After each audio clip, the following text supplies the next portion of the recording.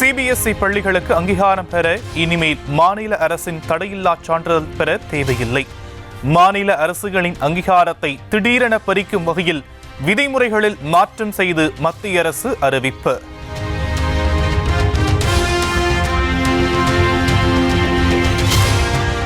மும்மொழி கொள்கையை ஏற்காவிடில் நிதி அனுப்ப மாட்டோம் என கூறுவது அரசியலா? நாங்கள் கோரிக்கை வைப்பது அரசியலா? மத்திய அரசுக்கு முதலமைச்சர் மு க ஸ்டாலின் கேள்வி. நான் கேட்கிறேன், கல்வியில் அரசியல் செய்கிறது நீங்களா நாங்களா?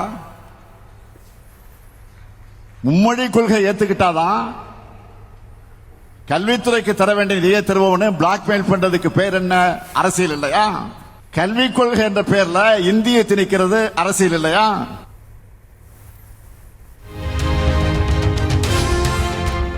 புதிய கல்விக் கொள்கை என்ற பெயரில் தமிழர்கள் முன்னேறுவதை தடுக்க மத்திய அரசு முயற்சி.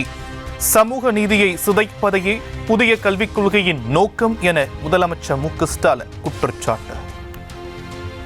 புதிய சட்டங்கள் மூலமா சட்டங்களை உருவாக்குறாங்க. தேசிய கல்விக் கொள்கை என்ற பெயர்ல நம்ம பிள்ளைகள் படிச்சு முன்னேறுவதை தடுக்க பார்க்கிறாங்க. அந்த சமூக நீதியை சிதைக்கத்தான் தேசிய கல்விக் கொள்கை கொண்டு வரப்படுது.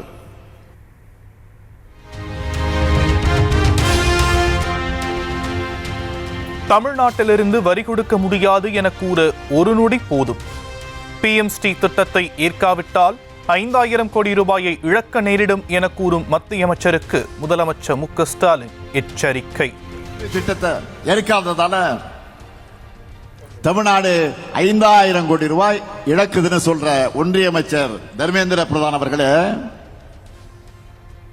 தமிழ்நாட்டிலிருந்து நீங்க வாங்கிட்டு இருக்கக்கூடிய வரியை தரமாட்டோம்னு சொல்ல,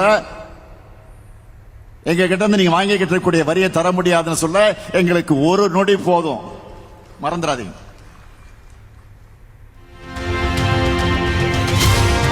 புதிய கல்விக் கொள்கையை ஏற்காவிடில் மத்திய அரசு நிதியான 5000 கோடி இழக்க நேரிடும் என கூறுவதா?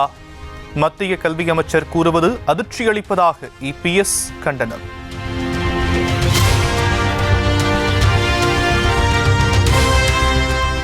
மத்திய கல்வி அமைச்சரின் பேச்சு அதிர்ச்சியையும் மத்திய அரசின் மீது கோபத்தையும் ஏற்படுத்துகிறது. மும்மொழி கொள்கையை திணிக்கும் மத்திய அரசின் முயற்சியால் தமிழகத்தில் குழப்பமும் அச்சமும் ஏற்பட்டுள்ளதாக EPS காட்டம்.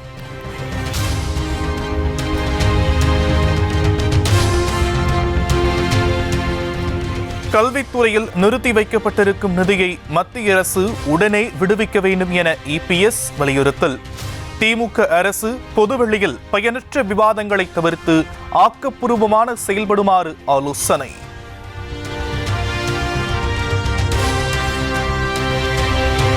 அரசு பள்ளியில் பயிலும் ஏழை எளிய மாணவர்கள் 3வது மொழியை கற்க விடாமல் தடுப்பது நவீன தீண்டாமையின் உச்சம். மும்மொழி கொள்கைக்கு ஆதரவாக பேசிய மத்திய இணையமைச்சர் எல் முருகன் ஆவேசம். அரசு பள்ளியில் படிக்கிற ஏழை எளிய மக்கள், பட்டியலின மக்கள், வறுமை கோட்டு கீழே உள்ள மக்கள், அவர்களுக்கு மட்டும்தான் இந்த 3வது ஒரு மொழியை கற்பிப்பதில் அவர்களுக்கு மறுக்கப்படுகிறது. இது ஒரு நவீன தீண்டாமையினுடைய உச்சமாக இருக்கிறது.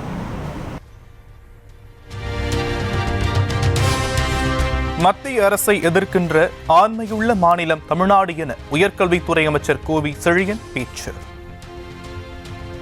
இந்தியாவில் இருக்கிற மாநிலங்களில் துடித்தெழுந்து எதிர்க்கிற ஆண்மையுள்ள ஒரு மாநிலம் தமிழ்நாடு என்பதை இன்றைக்கு இந்தியா உற்று நோக்குகிற காலகட்டத்தில் நாம் நம்முடைய துணை முதலமைச்சரை இங்கு நாம் பெற்றிருக்கிறோம்.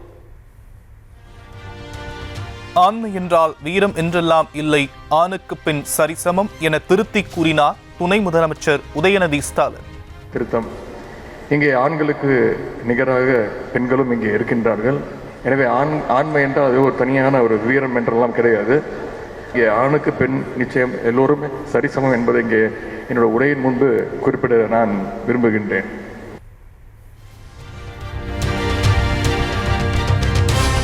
தமிழ்நாடு காங்கிரஸ் கமிட்டி அதிருப்தி மாவட்ட தலைவர்கள் பிரியங்கா காந்தியுடன் சந்திப்பு.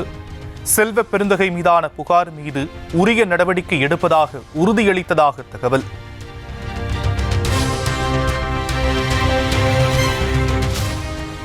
டெல்லிக்கு படையெடுத்த தமிழ்நாடு காங்கிரஸ் கமிட்டி அதிருப்தி மாவட்ட தலைவர்கள் குறித்து பதில் சொல்ல தயாராக இல்லை. உட்கட்சி விவகாரத்தை பார்த்துக் கொள்வோம் என செல்வ பெருந்தகை பதில்.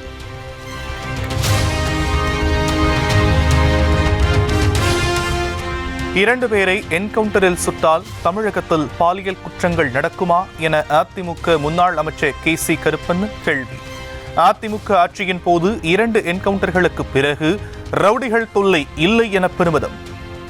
நான் 2 பேர்த்த என்கவுண்டர் சுட்டு தள்ளுங்க, இந்த ஆட்சி நடக்குமா? இந்த மாதிரி நடக்குமா? எடப்பாடியார் தான் ஆட்சி நடத்துறாரு. அவரோட ஆட்சி காலத்துல ஏதாவது 1-2 ரவுடி பஸ் இருந்தான்னு சொல்ல ரவுடி பிரச்சனை இருந்துச்சு. 2 என்கவுண்டர் போட்டார். மதுரையில் ஒண்ணு, நமக்கு சென்னையில் ஒண்ணு.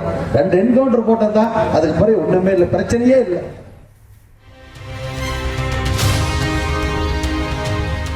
20 ஆண்டுகளுக்கு முன் அரசியலுக்கு வராததுதான் தோல்வி என கருதுகிறேன். அடுத்த ஆண்டு மக்கள் நீதி மய்யத்தின் குரல் சட்டமன்றத்தில் ஒலிக்கும் என கட்சியின் 8ஆம் ஆண்டு துவக்க விழாவில் கமல் பேச்சு. குறைந்தபட்சம் 20 வருடங்களுக்கு முன்பாக அரசியலுக்கு வந்திருக்க வேண்டும். அது வர தவறினேன் என்பதுதான் எனக்கு தோல்வியாகப்படுகிறது. இந்த வருடம் நமது குரல் பாராளுமன்றத்தில் ஒலிக்கப் போகிறது.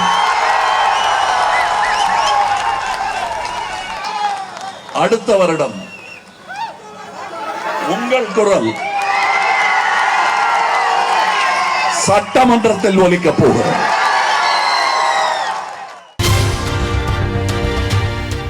இந்திய மொழிகளுக்கிடையே ஒருபோதும் பகைமை இருந்ததில்லை என பிரதமர் மோடி பேச்சு.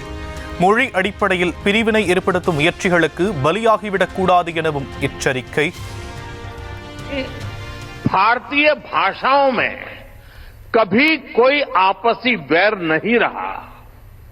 भाषाओं ने हमेशा एक दूसरे को अपनाया है, एक दूसरे को समृद्ध किया है. மூத்த அரசியல் தலைவர் சரத்பவார் அமர்வதற்காக இருக்கையை சரி செய்த பிரதமர் மோடி.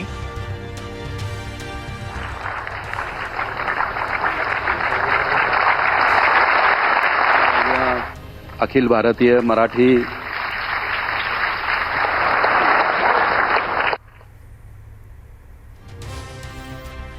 அகில பாரதிய மராத்தி சாகித்ய சம்மேளனம் நிகழ்ச்சியில் பங்கேற்ற போது நெருக்கமாக உரையாடல். रुकैया मकबूल यांना मी आमंत्रित करतो नवकार मंत्र म्हणण्यासाठी. रुकैया मकबूल.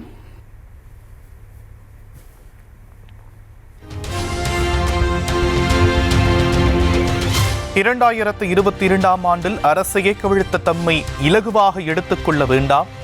மகாராஷ்டிர முதலமைச்சர் தேவேந்திர ஃபட்னாவிஸுடன் கருத்து மோதல் என கூறப்படும் நிலையில் துணை முதலமைச்சர் ஏக்நாத் ஷிண்டே எச்சரிக்கை.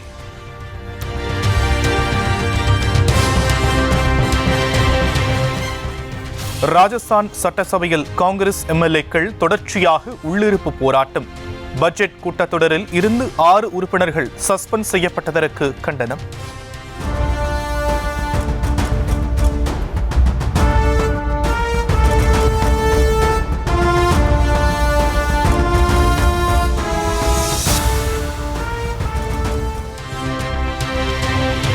பதினெட்டு பேர் உயிரிழந்த டெல்லி ரயில் நிலைய கூட்ட நெரிசல் தொடர்பான வீடியோக்களை நீக்க உத்தரவு. உயிரிழந்த பெண்களின் கண்ணியத்தை காக்கவே சில புகைப்படங்கள், வீடியோக்களை நீக்குமாறு எக்ஸ் வலைதளத்துக்கு இந்திய ரயில்வே துறை நோட்டீஸ்.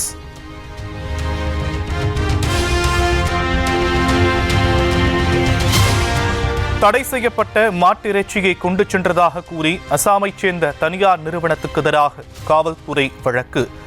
யார் என்ன இறைச்சி கொண்டு செல்கிறார்கள் என்பதை கவனிப்பதற்கு பதிலாக வேறு ஆக்கப்பூர்வமான பணிகளை மேற்கொள்ளலாம் என உச்சநீதிமன்றம் அறிவுரை.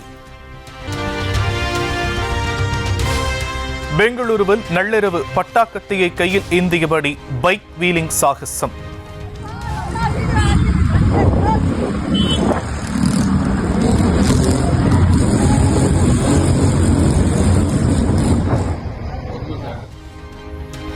ஆயுதங்களை காட்டி பொதுமக்களை அச்சுறுத்தியதாக இளைஞர்கள் 11 பேர் கைது, 7 வாகனங்கள் பறிமுதல்.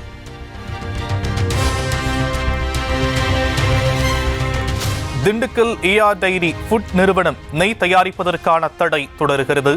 பால் பதப்படுத்துதல் விற்பனையை தொடர உயர்நீதிமன்ற மதுரை கிளை அனுமதி.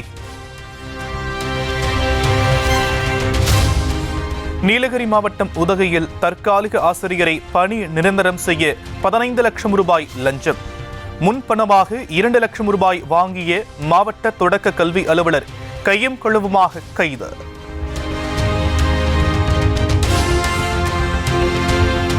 திருவள்ளூர் மாவட்டம் கும்மிடிப்பூண்டியில் லஞ்ச பணம் குறைவாக கொடுக்கப்பட்டதால் பாகப்பிரிவினை செய்யாமல் இழுத்தடிப்பு. விவசாயி புகாரின் அடிப்படையில் பெண் வட்டாட்சியரை பணியிட மாற்றம் செய்து ஆட்சியர் உத்தரவு.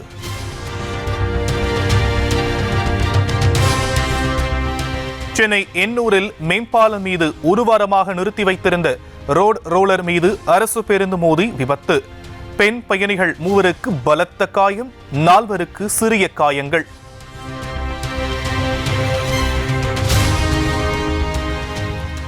மெரினா கடற்கரையில் பெண்ணை மிரட்டிய காவலரை பணியிட மாற்றம் செய்ததால் மட்டும் போதாது.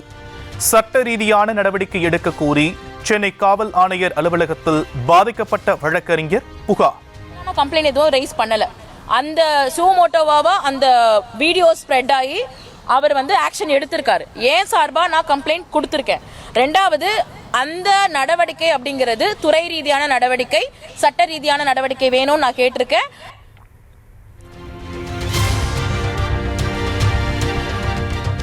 சேலத்தில் அரசு வேலை வாங்கி தருவதாக கூறி 100க்கும் மேற்பட்டோரிடம் 2 கோடி ரூபாய் மோசடி செய்த பெண்.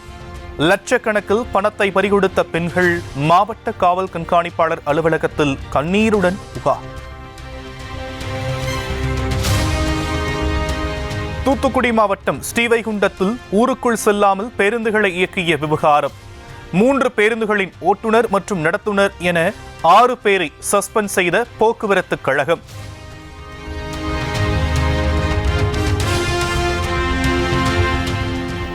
சேலம் அன்னதானப்பட்டியில் புதிய டாஸ்மாக் கடைக்கு எதிர்ப்பு தெரிவித்து முற்றுகை மற்றும் சாலை மறியல். பொதுமக்கள் போராட்டத்தை தொடர்ந்து டாஸ்மாக் கடையை மூடியே விட்டுச் சென்ற ஊழியர்கள்.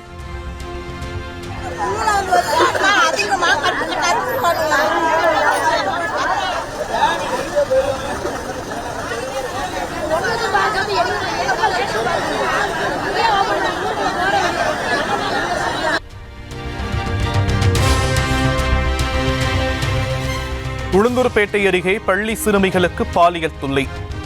2 முதியவர்களை போக்சோ சட்டத்தில் கைது செய்த போலீசார்.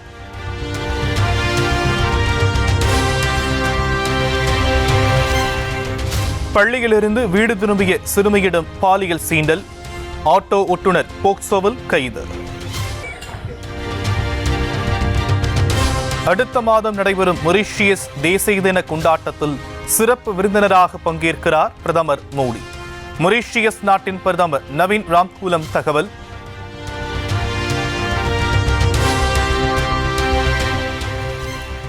இரண்டு நாட்கள் பயணமாக இந்தியா வருகிறார் ஐரோப்பிய ஆணைய தலைவர். பிப்ரவரி 27, 28 ஆகிய நாட்களில் இந்தியாவில் சுற்றுப்பயணம்.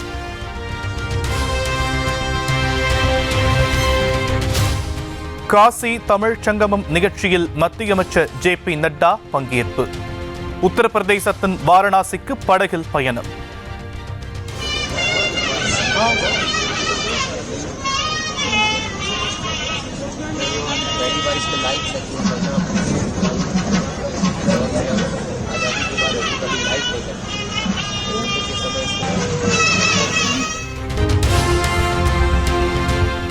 ஆயிரத்தி 1948 ஆண்டின் ஐநா தீர்மானத்தின் அடிப்படையில் காஷ்மீர் பிரச்சினைக்கு தீர்வு காண வேண்டும் என வலியுறுத்திய விவகாரம்.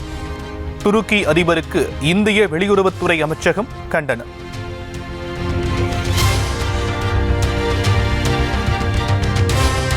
இந்தியாவில் வாக்கு சதவீதத்தை அதிகரிக்க அமெரிக்கா ஏன் $21 மில்லியன் பணம் வழங்க வேண்டும்? ஊழல் செய்யும் நோக்கத்துடன் பைடன் ஆட்சி காலத்தில் நிதி வழங்கப்பட்டதாக ட்ரம்ப் குற்றச்சாட்டு.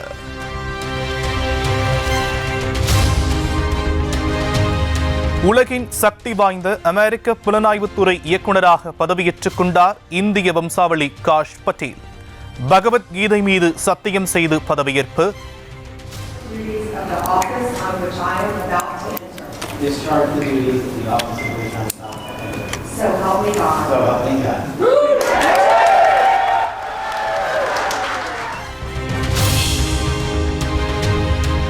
ஜோர்டான் தலைநகர் அம்மானில் பாலஸ்தீனியர்களுக்கு ஆதரவாக போராட்டம். காசாவிலிருந்து மக்களை வெளியேற்றும் முயற்சிகளுக்கு கண்டனம்.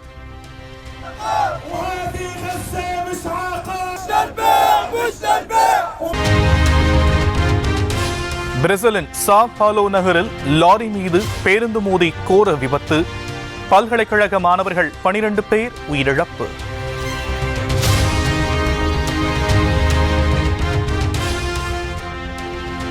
பிரேசில் நாட்டில் ஊரையே விழுங்கும் அளவுக்கு திடீரென உருவான ராட்சத பள்ளம்.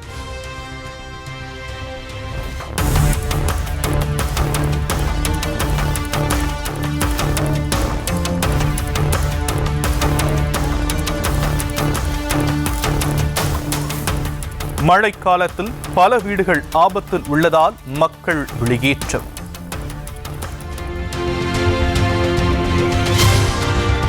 ஆபத்து கட்டத்திலிருந்து மீளாத போப் பிரான்சிஸ். மருத்துவமனையிலிருந்து டிஸ்சார்ஜ் செய்யப்படும் அளவுக்கு குணமாகவில்லை என மருத்துவர்கள் தகவல்.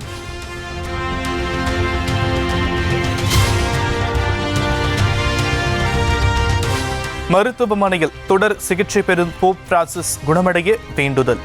உலகம் முழுவதும் கத்தோலிக்க கிறிஸ்தவர்கள் பிரார்த்தனை. Dirige ao Pai a adoração devida em nome da humanidade inteira.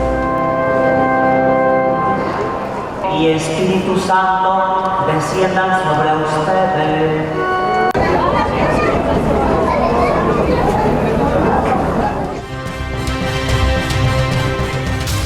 முழுமையாக மின்சாரத்தில் இயங்கும் விமானம்.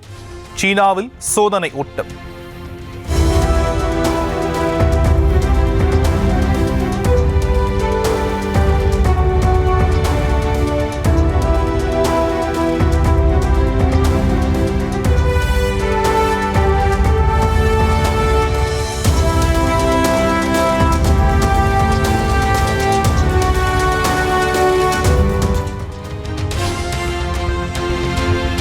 ஆழ்கடலில் மட்டுமே இருக்கும் அரிய வகை துடுப்பு மீன். மெக்சிகோ கடற்கரையில் கரை ஒதுங்கியதால் பேரழிவுக்கான எச்சரிக்கை என மக்கள் அச்சம்.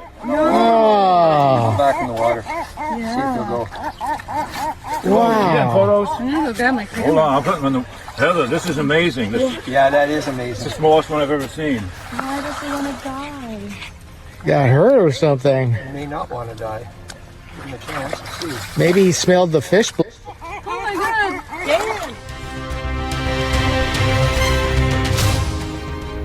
சாம்பியன்ஸ் டிராபியில் தென்னாப்பிரிக்க அணி சிறந்த பேட்டிங் செய்ததோடு அபார பந்து வீச்சு. ஆப்கானிஸ்தானுக்கு எதிரான போட்டியில் 107 ரன்கள் வித்தியாசத்தில் வெற்றி.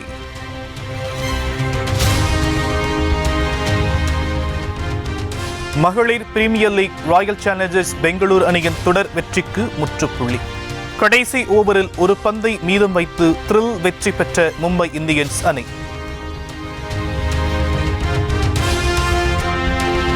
ஓய்வு பெற்ற ஜாம்பவான் வீரர்களுக்கான சர்வதேச மாஸ்டர்ஸ் லீக் T20 தொடர் இன்று தொடக்கம். மும்பையில் நடைபெறும் முதல் ஆட்டத்தில் இந்தியா மற்றும் இலங்கை அணிகள் பல பரீட்சை.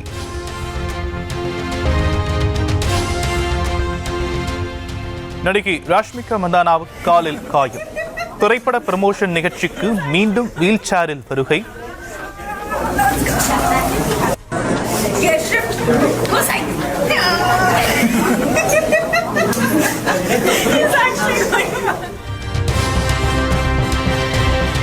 இசையமைப்பாளர் ஜி.வி. பிரகாஷ் மனைவி சைந்தவியை பிரிய தாம் காரணம் அல்ல.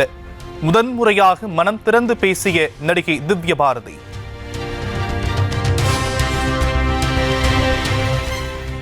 அயோத்தி ராமர் கோவிலில் சாறை சாறையாக குவிந்த பக்தர்கள் மகா கும்பமேளாவில் பங்கேற்றுவிட்டு படையெடுத்துச் சென்றனர்.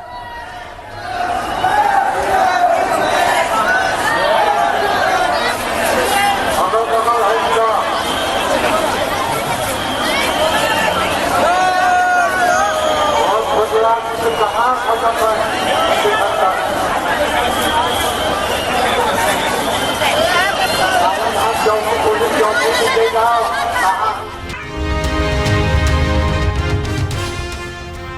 சென்னை பரங்கிமலையில் ஹசரத் சையத் ஷா அலிமஸ்தான் தர்கா சந்தனக்கூடு திருவிழா கோலாகலம்.